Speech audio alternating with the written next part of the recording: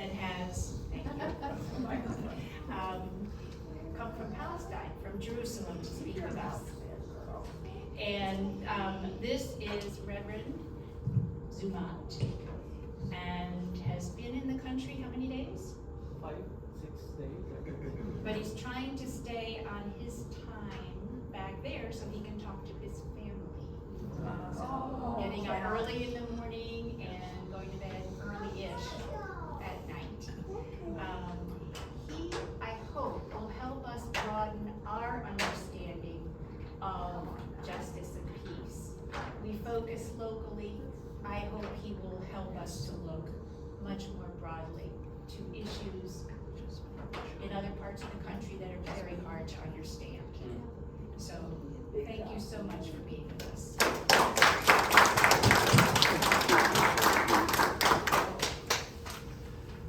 Well, hi.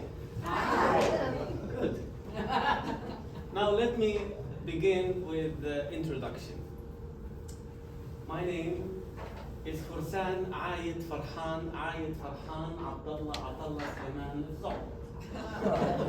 Yeah, that's a reaction I want to hear. That was not a statement, by the way, but that was my name.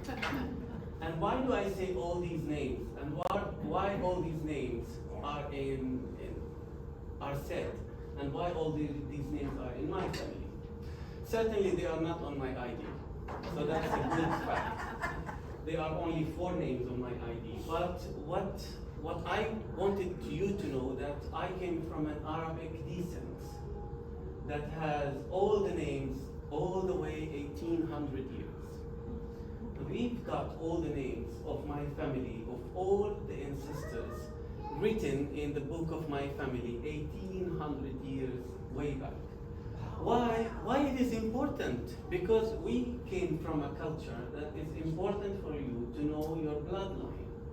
That will justify maybe all the names there in the book of Matthew, in the Gospel according to Matthew. That will justify why it is important for Middle Eastern to know your bloodline. So I am first human. That's how I classify myself. Secondly, I'm an Arab. Or I'm Christian. And thirdly, I am an Arab. Come on, Arab?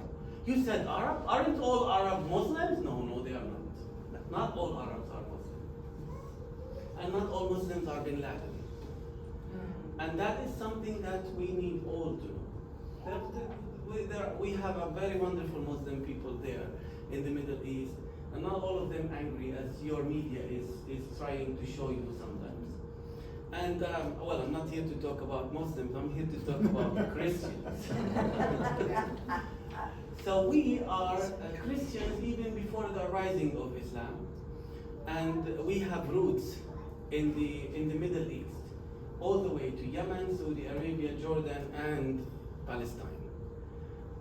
And we have all that roots. So why all this introduction is said? Because that is the first eye-opening for you. If you just have a stereotype of Arabs, that Arabs can be Christians. It's true that we're not much, but also Arabs can be peaceful people. Not all of them are that angry as we say.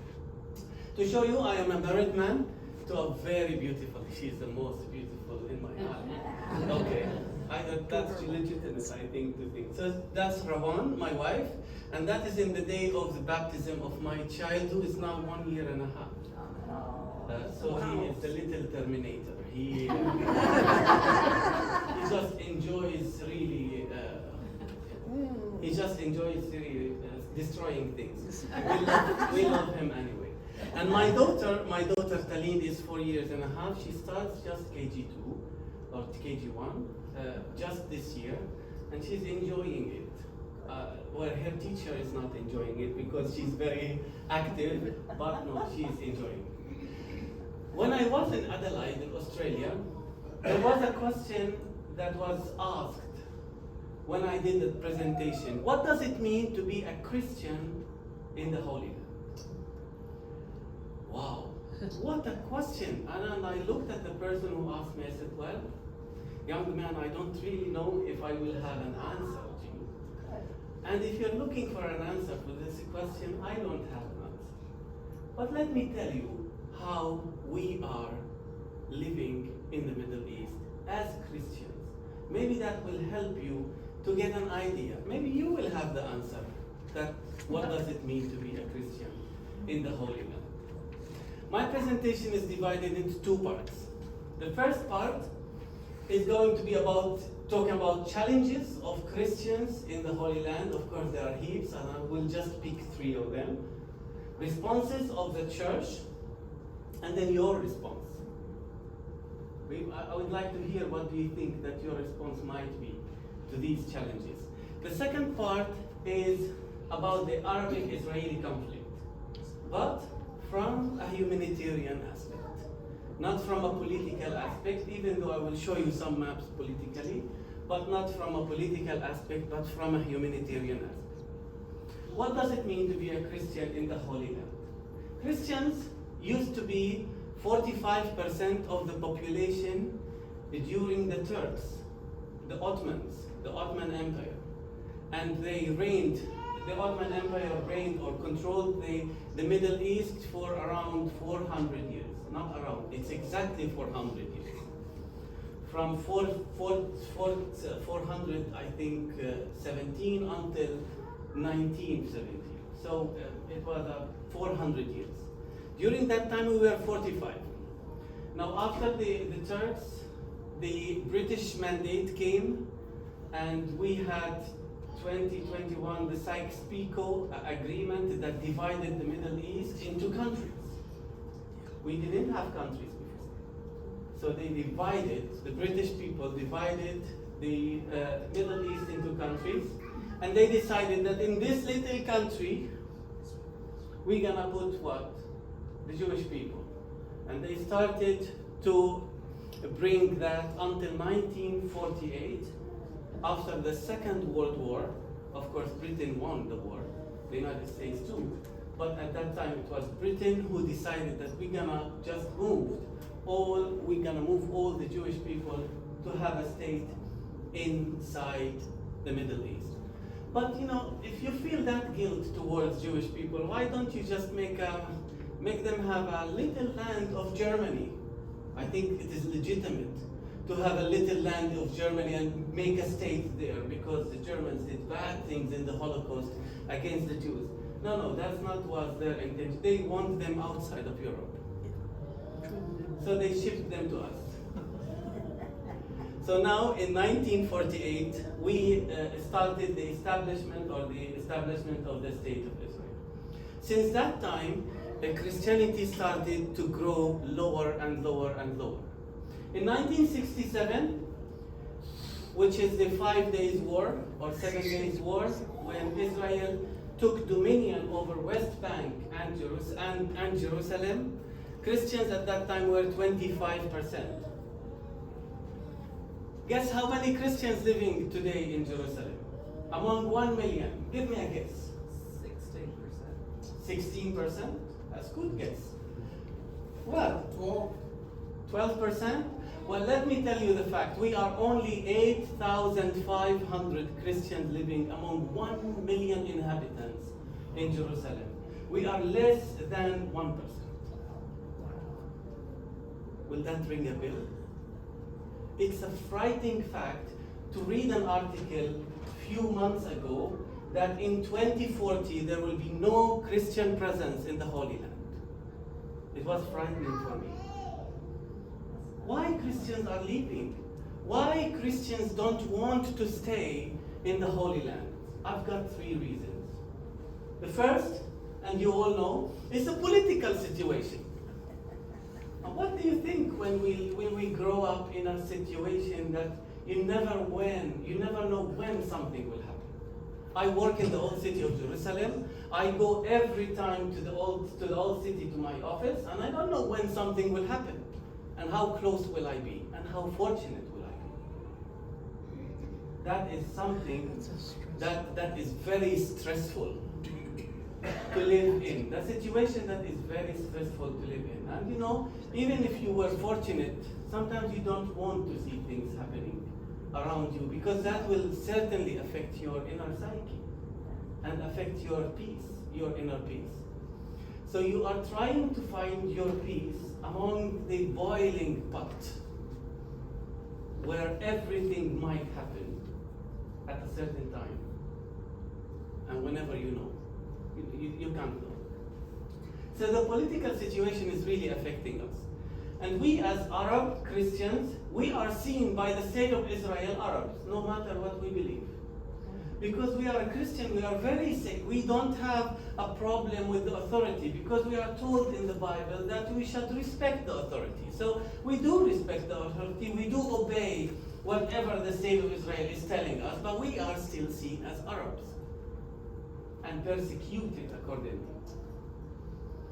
And by our, well, then in this case, let's go and run to our Arab sisters and brothers, and we will go to them who are Muslims. But they see us as infidels because they believe that we believe in three gods. They don't grasp the idea of God, Father, Son, and Holy Spirit. And that's the other part I will talk about it more. So in a way or another, we are choked from one side by the Jewish community, or the state of Israel, and we are choked by the other side. Why bother? Why should I remain? Why should I stay? Why don't I immigrate and go to the United States where Sunday at least is not a working day? And I'm not stuck in traffic. Because that is my pain, my pain, my individual pain. Because I've got the key of the church, and every day I go to the church every Sunday morning, and I am stuck in the traffic, and you can imagine the stress that I would experience, because people, I can't imagine people coming to the church and the church is closed. So I have to be there. So it is very difficult to live among such situation that is politically affecting you. We are Arabs, we are not entitled for high positions, we are not entitled to have a good income, or we are entitled just to be serving Jewish people in the state of Israel. Unfortunately, this is the reality. This is the political reality. That's not the humanitarian reality that I will talk about later on. But that is the political reality. So we have, first, political stress. Secondly, we have religious stress. Are you guys persecuted? Yes, we are. Of course, we are not killed because of our faith. But here we can define what persecution means. Let me tell you what we experience, and then you can guess if it is a persecution or not. When you are faced with question by Muslims and by Jewish about your faith every single day. Trust me, when I was at school, every single day I will be faced by a question, individually. How did God have sex with Mary and they produced Jesus? Is why you call him the Son of God? It makes it worse for them when they know the Son of God means equal to God. You crucified your God. How? And then, please, can you tell me more? That doesn't make sense. And you have to really be apologetic for your faith. You have always trying to be defending your faith. With Jewish people, they don't want to hear about Jesus Christ at all. In the old city, I don't know if those who visited Jerusalem would understand it better. We have the Via della Rosa. That's the 14th station of the cross. In the Maundy Thursday, you have it Maundy Thursday? Yes. It's a familiar expression. Maundy Thursday, we have a marching from our church in the old city of Jerusalem, nearby the Holy Sepulchre, all the way vice versa, against the Via della Rosa. So not going up, going down, and marching all the way to Gethsemane. During that, we hold the cross in the front, and we keep singing the Passion songs. And that is our tradition every year. Every year we pass by the Arabic quarter of Jerusalem and the Jewish quarter of Jerusalem. Arabs, they always make fun of us. Arab Muslims, they always make fun of us. And we hear them because we understand the language very well. So we hear them, sometimes we stop and say, why shame on you? We live in the same country and you're doing this. So sometimes we embarrass them. Sometimes we don't. Sometimes we just let it go and we learned how to let it go, and we are masters in that. So we just let it go and then just move on. But with the Jewish people, you would have a Jewish ultra-Orthodox man passing by, looking at the cross, hearing the songs, and doing like this. He doesn't want to hear. And sometimes they stone us. And sometimes they spit on us. It is fine. Well, our Lord received such discrimination. We are not better. And we should not think that we should be better.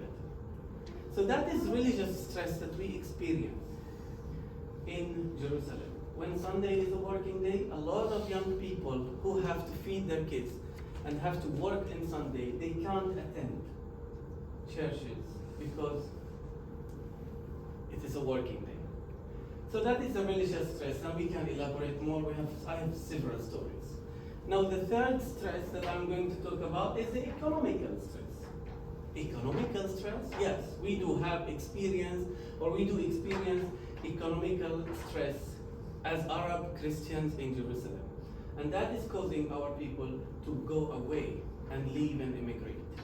What is that stress? That stress is the taxation. Google it. Israel is the highest country in the world in terms of the taxation. They have the highest taxation. We have to pay very high taxes for our buildings, for our what we call it, national insurance and income. And if you get a high income, sometimes you end up paying 55 to 60% of what you get as a tax. So it is a they are really very high taxations in Israel. And you know, what are our salaries? Do you think our salaries are big? We are Arab people. We are not entitled for high positions, so we don't have high salaries. We have the minimum salaries, which is $1,000 to $2,000 US is in a month. That is all what we have. But that's good. No, that's not good. Do you know why that's not good? If you have 3 kids, and then you can go, you have to bring them to the or put them in the school.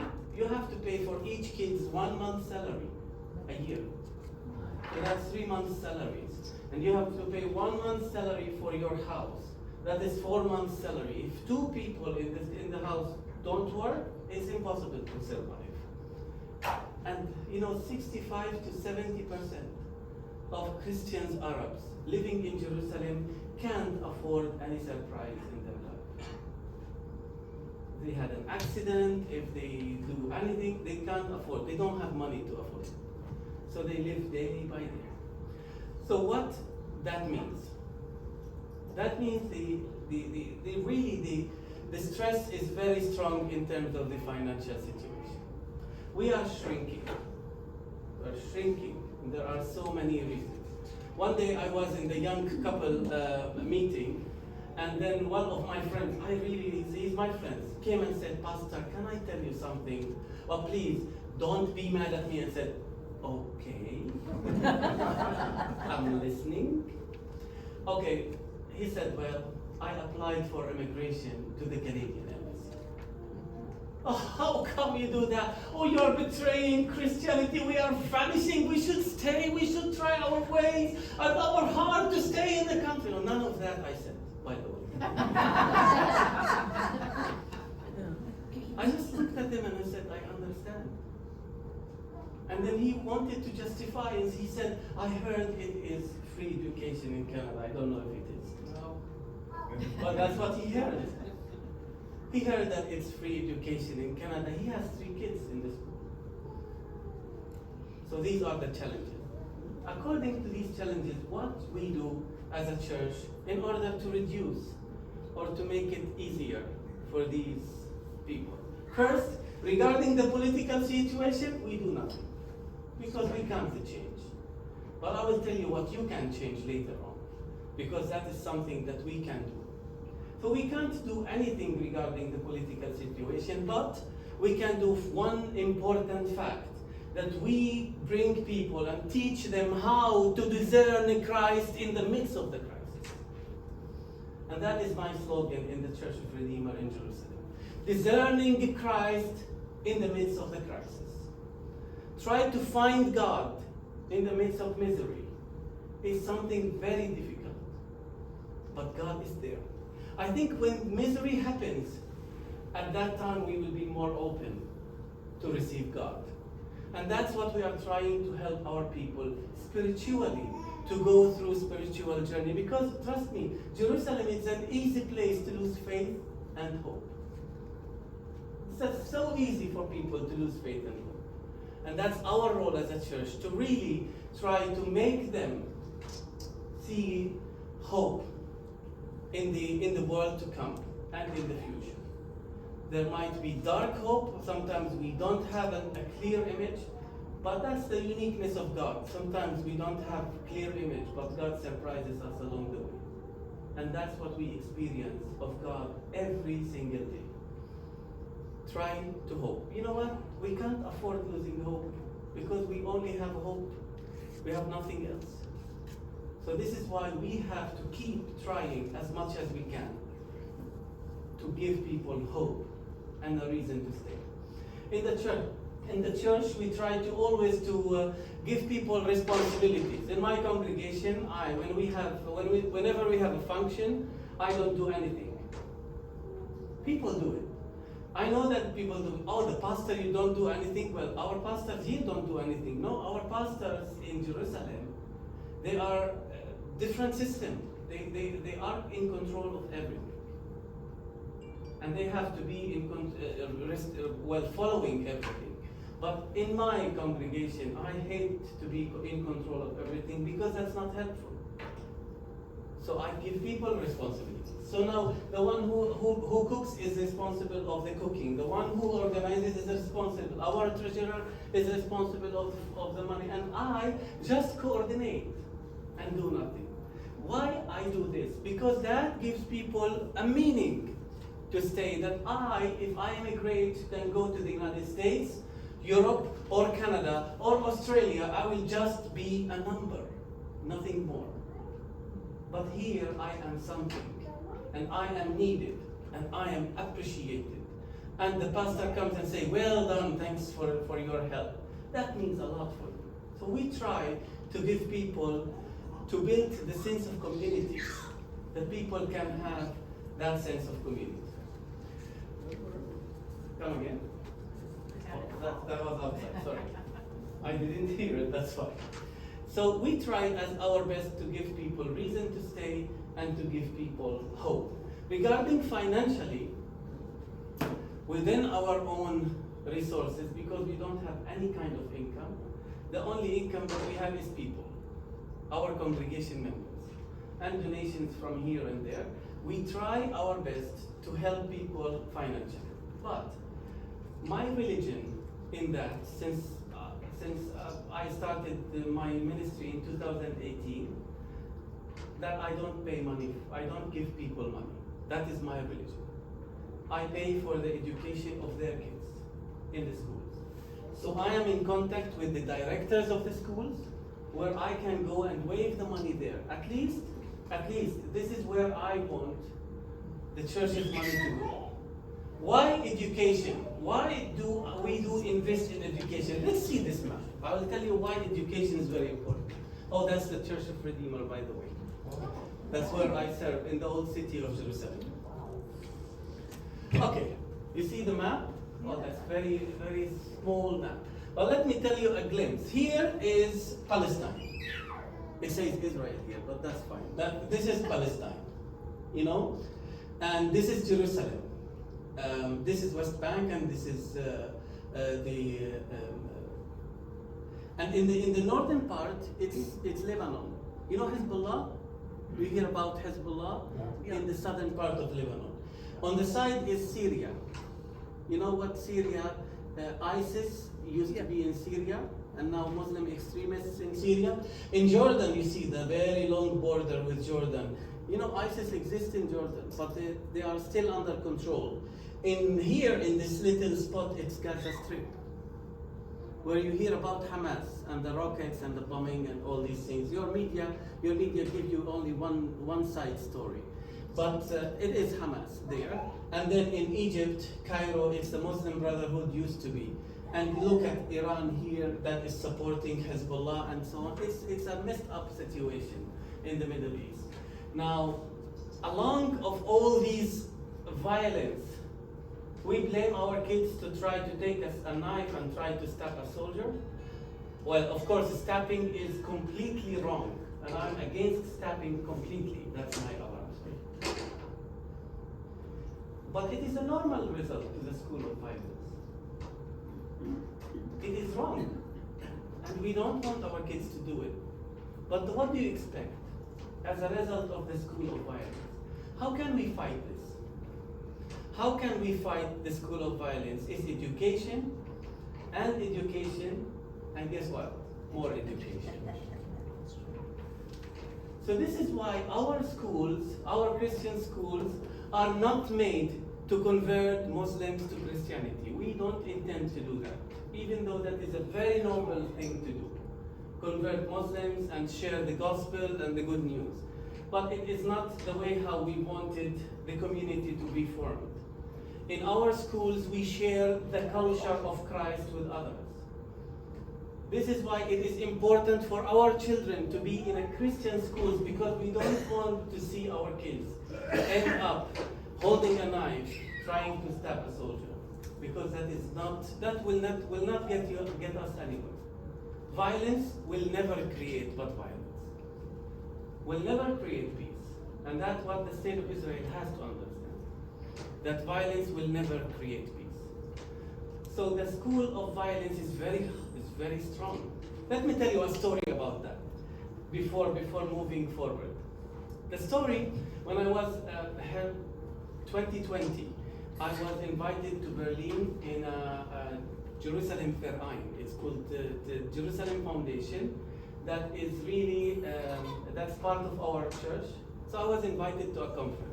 And I was in the plane, and in the plane, it was a chartered flight where you buy everything. You buy your coffee, your water, your food, whatever. So it was a chartered flight, and I was sitting beside a very wonderful young man. So I'm talkative, you can tell, I don't need to tell you that. So I initiated a conversation with the person beside me. And when I initiated that conversation, it was I enjoyed the way how he speaks and the way how he is. I asked him, what do you do in life? He said, I am a soldier. Well, you can guess where our conversation was at. So we started to speak about the political situation. And then suddenly he looked at me and said, well, I am very surprised. You are an Arab, but I really like the way how you speak. I was like, well, I really like the way how you speak too. I really like this man. He's a good man. He's really a wonderful person. And then we kept conversation and talking, and suddenly he looked at me and said, you know what? When I was a little kid, they told me that Arabs are your enemies. Really? Did they do that? Well, I was told the same about Jews. I was told that Jews are our enemies. But we really liked each other so much. So when the flight lady came and the waitress, I don't know what they call it in English. Flight attendant. Flight attendant. When the flight attendant came and offered us if we'd like to buy coffee or something, so I looked at him and said, can I buy you a coffee? He looked and said, how would you buy your enemy a coffee? I said, well, enmity doesn't count on air. We sometimes are afraid to like each other. This is why we push each other away. And education is the only tools that we have to break this chain of violence. Through education. So we need to educate our kids that no, Jews are not our enemies. The political state is our enemy. The segregation laws are our enemies, but not the people. Because we are built, it's in our DNA to coexist. So we try our best as a church. I spoke about 3 challenges, some responses, before I go to the second part, which is only one story, by the way. So don't worry about the time. I need to ask you, what do you think you can do? Are You know- they Christian churches, Christian schools, are your children all going to Christians? Yes, and we make sure that they do. Even though Probably that is, support Christian church. it's so support, yes, good. I always, whenever I talk to Americans, I tell Mary Jane, whenever I talk to Americans, say, what do you think you need to do? Oh, really? How much? How much do you want? It's fine, that's gentleness. That's what Americans. Pray. I don't think I've been praying for this situation. Amen. That is the ultimate need that we need. I don't think that we need money. Well, money is part that could be helpful, but money is not what we need. We need from you to pray for us. It is very important. Your prayers are the fuel of our hope. So please, fill the tank. We need your prayers. We need it so much. And you know what? I'll tell you something. Sometimes people underestimate the power of prayers by saying that why should I pray? People are praying, a lot of churches are praying every Sunday, so why should I? No, please do it. Please do it. We need your prayer. Do not underestimate your individual prayer. We need this to be in your prayers. Yes. Can you give us a specific group to pray to or an idea to pray to? Just pray for justice that is missing. Justice is not missing in Jerusalem. Justice was assassinated in Jerusalem. We need justice, just justice. Justice that is really difficult for us. I don't know if we really know what justice means to that extent in Jerusalem. Yes. I think I need to know more, because as you begin to know more about it, then you will know how to tackle it, how to pray about it. Because what you are giving us now, some of us is new to us. So for us knowing more and letting people know more will also be of help. I'm happy to hear you saying that. Then I was successful in my presentation to stimulate your questions. That is my idea. I want you to be stimulated and think and want to know more and want to read more about the situation, and knowing that your media is showing you only one way of opinion or one-sided opinion. There is another side. There is another side for the coin. When you flip it, there is another side. So prayers is very important. When Trump declared the Jerusalem the eternal capital of Israel, whether you are with or against, whether you like or you dislike, it's not the argument. On the ground, we were affected very strongly. And many people died because of protesting against this kind of resolution. Now what happens, we received emails from all over the world with one single sentence. We are praying for you. You know what it meant for us? It meant so much. You know, there is a reason for us to stay when we know that we are not alone in the journey. It means a lot for us to know that all over the world, sisters and brothers are praying for us. It means so much. It means the world for us. So please keep praying for us. Do not underestimate your prayers. In your private time, in your corporate time, with the church, wherever you are, just say, you know what, Lord, be with people in Jerusalem. Be with Christ, with your people in Jerusalem, with Christians. Yeah. You speak of your life in Jerusalem and how difficult that is. But what if you lived in Bethlehem? Wow, that's worse. That's way worse. I mean, yes. In Jerusalem, because we still receive the benefit of the state of Israel in terms of the national insurance, in terms of the health insurance, in terms of the rights. So we get all of these. And the state of Israel is giving us that. Even though we are not registered as citizens, we are registered in our IDs as, I would call it, residents. So we are residents. Those who were born in Jerusalem, they are residents. But they were born there. but they are still on the ID residence. While people in Bethlehem, they live in harder misery. Very difficult situation. The wall of division that I'm going to talk about in my second section is really so difficult. So first, pray. Secondly, what do you think you can do? That's the alarm of my medication. I took the medication. Take them, go take your I took them before. So what secondly you need to do? I'll tell you what. You need to come and see, then go and tell. We can't win the game of media in the United States. We will never win it. As Palestinians, we will never be on media. Maybe you will get some unexpected voice here and there, but you will continue to hear one or mono way of story, mono narrative. And until the lion knows how to read and write, we will continue to hear the narrative of the hunter. So therefore, you will continue to hear one narrative because we are unable to reach your media effectively as the Jewish people. But you are our media. Come and see it on the ground. And then go and tell it to your community.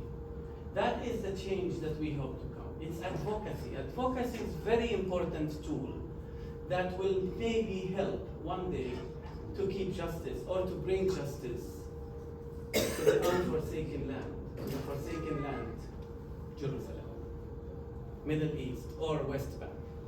So your media is very important. Your, not media, your narrative to others is very important because they will believe you, they won't believe me. You're American, they know you, they understand, but they won't believe someone from outside coming to tell them something that is different than the media. When you say, I experienced it, I went there and I saw it, and I saw this and I saw that. The third thing, if you would like really to support financially, you go to the Presbyterian church. They know how to get money for us. We are supported by our sisters and brothers. Support the peacemaking program that brought me to you. Support this program because that program will bring another Palestinian to talk more about our suffering. So if you've got that heart towards financial support, you've got the church, and the church will have the money coming to us. That's the first part. Anyone has a question before I move on? So Q&A is very important along the way, so I don't get you bored. Yes? Apart from going to church, how did the people know that you were a Christian? Me? No, like for a Christian in that area. Yes. How do people identify you as a Christian? If there's any discrimination. Yes. Okay. That's one of the reasons why I called my daughter Taleen. T-A-L-E-E-N. Why? Because Taleen is not a Christian name. And it is not a Jewish name.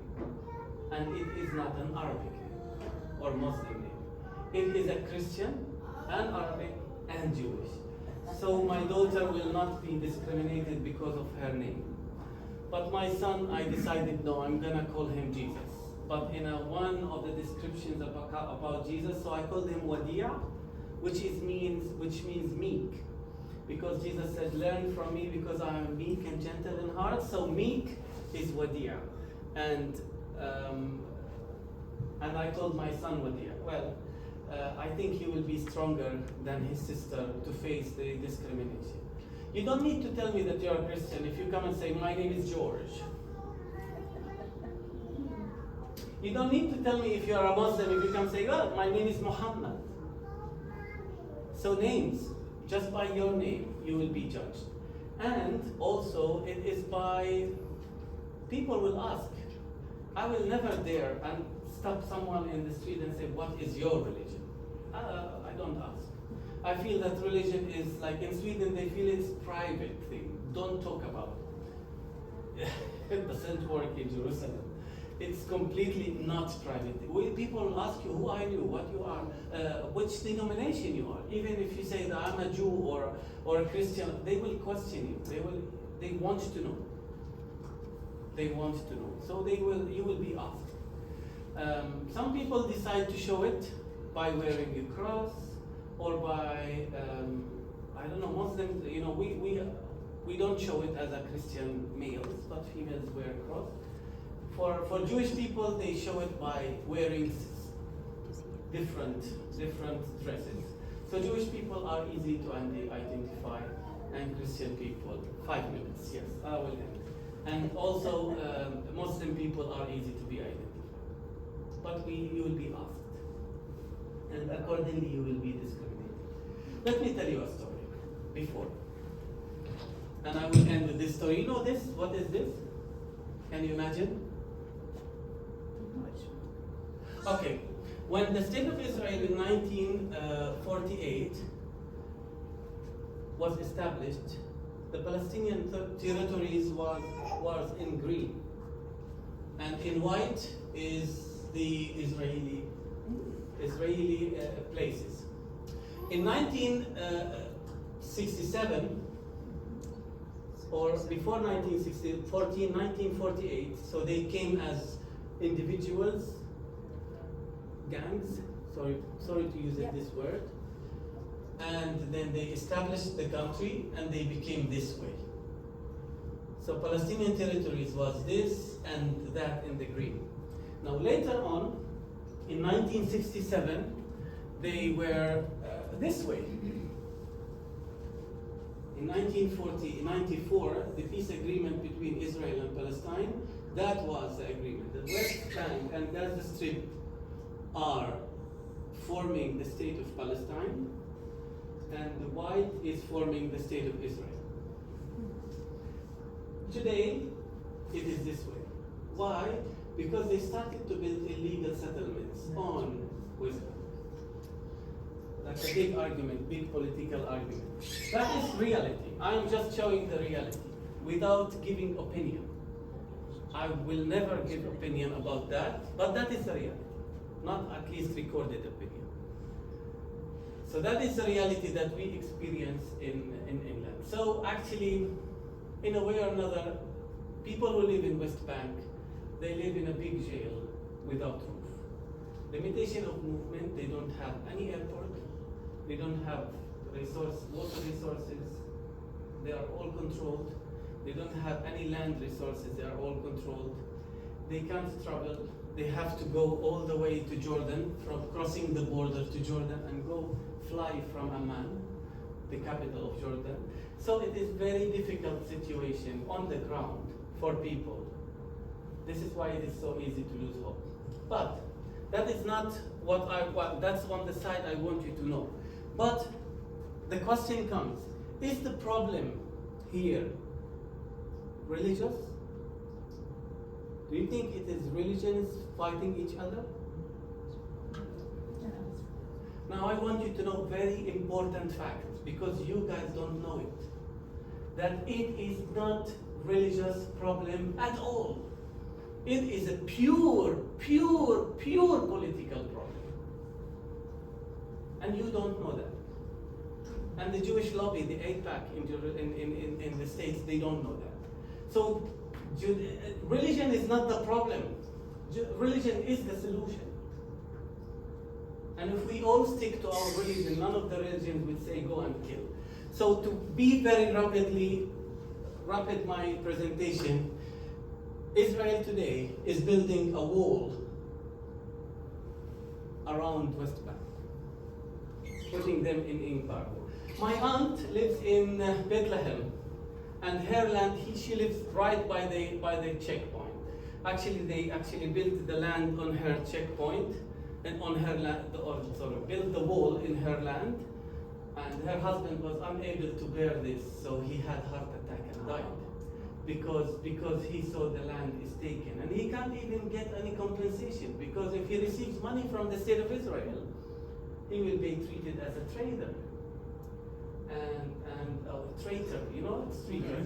So it's so the land is lost, basically. She is a Catholic lady. My aunt is Catholic lady. And she's very devoted Christian. Yes, Catholics can be devoted sometimes. and she's a big bone lady. That's what you use the word. That's actually said is American. Big bone lady. And she used to go to worship in the Catholic Church in the old city of Bethlehem.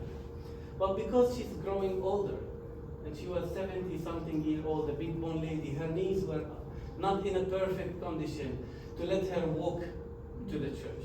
So she decided to start worshiping with the French nuns that have a monastery right behind her house.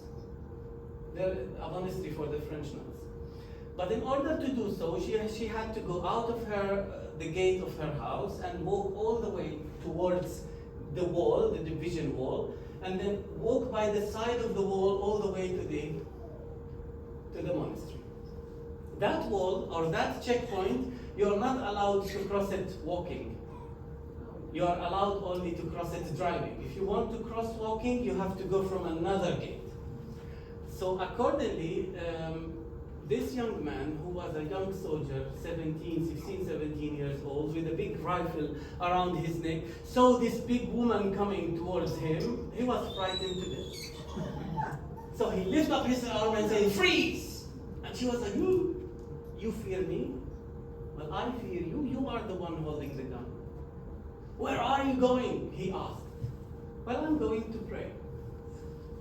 He didn't complain. He said, "Okay, go." But he was pointing the gun on this slow woman, big bone woman, walking slowly towards the monastery. The following Sunday, he saw her from distance, but this time he didn't point the gun. He looked at her and said, Yo, where are you going? "I'm going to worship." "Okay, go." And he followed her with his eyes from a distance. The third Sunday, she said to her granddaughter, come with me. I would like you to accompany me to the church. 14 years old, young, beautiful girl. She was walking with her grandma, and this man, sawing her from a distance, he had a crush on the girl. He just had a crush on her. And he went, and he stopped both of them, and he looked at my aunt and said, "You're beautiful. You know, your daughter looks so beautiful." And the girl was blushing, turning into red. She looked at him and said, "Well, thank you, young man. She's not my daughter, she's my granddaughter, but thank you for your sweet words. You going to worship?" he asked. "Yes, we are going to worship." "Yom Tov. Have a good day. Enjoy your day." And then he followed them, but this time with love, not with suspicion. The fourth Sunday, he stopped her deliberately and looked at her and said, "You know what? Can I tell you something?" "Go ahead, young man," my aunt answered. He looked at her and said, "You remind me of my grandmother." And she was, I'm done. And she was telling him that you look like my grandchildren too. "You know what's the problem, young man? It's your leader and my leader. They don't want us to live together. It is in our DNA to coexist. If they leave us, if these politicians leave us, we will find our way to coexist. The problem that they are growing the hate in us and maybe making the hate stronger." So I spoke so much. Thank you for listening for me. Thank you so much.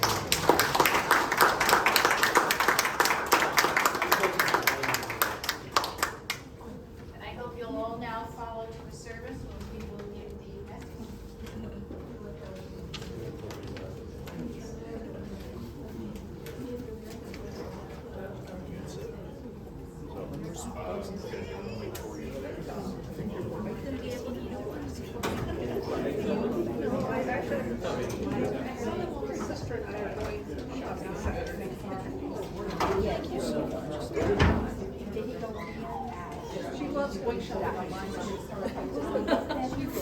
Yeah, my daughter's like that.